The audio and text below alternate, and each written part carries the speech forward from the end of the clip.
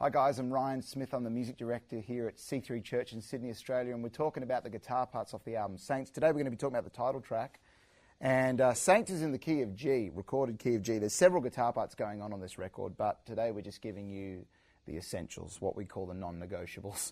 The rhythm parts for it, I'm using a fuzz pedal. If you don't have a fuzz pedal, you'll need something that's hard clipping, like a bit more like a distortion pedal, because I'm using bomb sounds. If you don't have a synth player in your band, or you're not playing to tracks, you'll certainly need to basically give a true representation of the song on the electric guitar. I'm using these 5 chords here.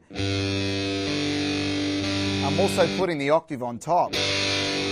I go up to a B5, the same way up on the 7th fret, and I'm going down to a low E, using the open string and then the 2nd frets of the A and D strings there. If you happen to have a second electric on, you can do the same thing, but your second electric guitarist can go up and do the same thing an octave higher on the 12th fret. So in the choruses and the intro, you're going to play it like this: 3, 4. 1, 2, 3.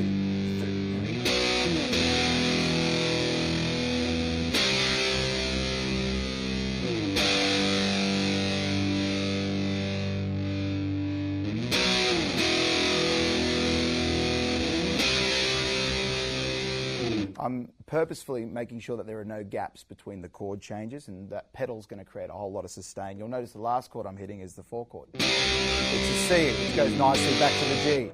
If you can get that gliss going on with your left hand and keep it going until you're just in time to strike the G chord again when it comes around, that's going to create real authenticity. The second electric guitarist, or maybe you've got a third electric guitarist, not sure. These days in churches there's lots of guitarists on stage. We're going to be using some delay and modulation on a particular part that's going to be played over that. I'm fretting a G triad with my index and 2nd finger here. What I do is I bar the 3rd, 2nd and 1st strings off the 7th fret here, but I bring my 2nd finger in to play the root note of the key we're in, which is a G. So you get a triad spelled D, G and B, the 7th and 8th frets up there.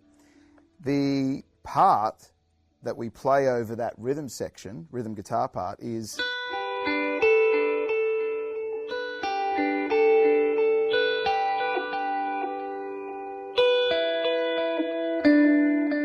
that goes nicely over the chords. The notes are B, G, D, so we're playing the arpeggio downwards. We land on the 9th, which is an A, and we fret that with our pinky finger on the 10th fret of the B string. You repeat that, and then you actually only play half the triad on the 3rd time round, which is the B to the G, and then you play the B again on the very last one, but your 3rd finger goes down to play the 6th note of the scale that we're in, resolving on the D. But the timing, you don't want to get confused on the timing there. First one, and the last one goes. Make sure that D is just caught before the end of the bar.